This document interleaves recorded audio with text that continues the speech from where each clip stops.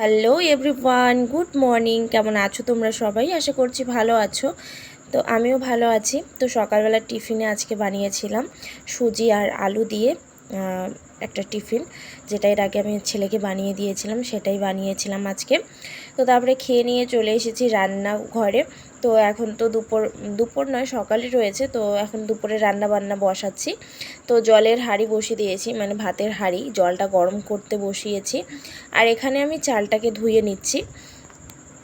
আমাদের শিলিগুড়িতে এত পরিমাণ গরম পড়েছে কিছুদিন ধরে, মানে বাড়িতে থাকাই যাচ্ছে না, এরকম অবস্থা হয়ে গেছে। তো যদিও ভাবি যে সকাল সকাল রান্নাটা বসাবো, সকাল সকাল আর হয় না। তো মানে দেরি হয়ে যায়। আমি যখন ভাত বসালাম তখন প্রায় 11:30 বাজে, রান্না করতে করতে 2টো বেজে গেছে। তো চালটা ধোয়া হয়ে গেছে, এবার আমি চালটা দিয়ে দিলাম হাঁড়িতে। জলটা ফুটে এসেছে। তো যখন জলটা ফুটে যায় তারপরে কিন্তু চালটা দেওয়ার পরে, মানে চালটা দিলে তাড়াতাড়ি ভাতটাও হয় আর ভাতটা খেতেও ভালো লাগে, তাই না বলো? তো ভাতটা ঘেটে দিয়ে এখন আমি কিন্তু ঢেকে দেব। আজকে রান্না করব বটবটি আর শলা কচু যে হয় কাঠটা, সেটা আর আলু দিয়ে একটা ভাজা। আর আজকে করব হলো মিষ্টি কুমড়ার মানে চপ বলতে পারো। তো এগুলো সব মা কেটে দিয়েছে। তো এখন আমি কিন্তু ভাজাটা বসিয়ে দেবো, যেহেতু ভাজাটা কাটা হয়ে গেছে। তো কড়াইটাও গরম হয়ে গেছে, এবার আমি সাদা তেল দিচ্ছি। আর এখন যেহেতু নিরামিষ আমাদের চলছে, তো সূর্যমুখী তেলই আমরা খাচ্ছি এখন।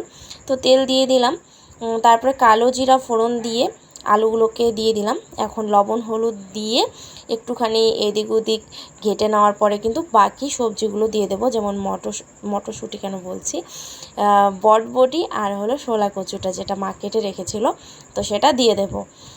অনেক সময় বলতে বলতে একটু হিমশিমও খেয়ে যাই। তো যাই হোক, আলুটা এদিক ওদিক করে কিন্তু এখন বাকি সবজিগুলো দেওয়া হয়ে গেল। তো এবার এটাকে ভালো করে ঘেটে নিয়ে ভেজে নেব, মানে ঢেকে ঢেকে আর কি ভাজবো, ভালো লাগবে তাহলে।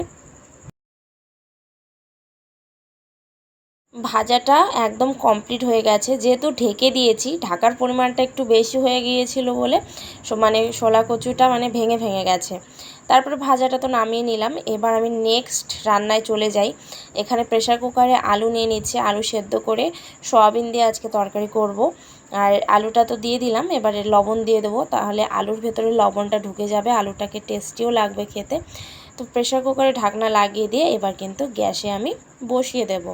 তো চলো, প্রেসার কুকারটা সিটি মারতে মারতে আমি বাকি কাজগুলো করে নিই। তো এখন কিন্তু অনেকটাই পরে, এদিকে আমি সয়াবিন আলু এগুলো ভেজে নিয়েছি। এবার সবজিটা, মানে সবজি নয়, তরকারিটা বসাবো।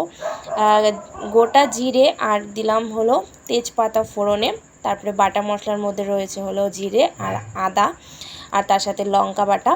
তো দিয়ে দেওয়ার পরে লবণ হলুদ পরিমাণ মতো দিয়ে দিচ্ছি। তারপরে একটুখানি লঙ্কার গুঁড়ো দেবো, ভালো করে কষিয়ে নেওয়ার পরে কিন্তু রান্নাটা করব। সয়াবিন খেতে কার কার ভালো লাগে জানিও, আমার ভালো লাগে। সয়াবিনটা বেশি ভালো লাগে কষা কষা করে বানালে, যেহেতু একটু আমি আজকে ঝোলঝোলি বানিয়েছি। তো আমার কিন্তু তরকারিটা বানানো হয়ে গেছে, একটু ধনেপাতা ছড়িয়ে দিলাম, দেখতে কিন্তু দারুণ হয়েছে বলো। তো এবার ঢেলে নিলাম গামলার মধ্যে। এবার চলে যাব নেক্সট রান্নায়।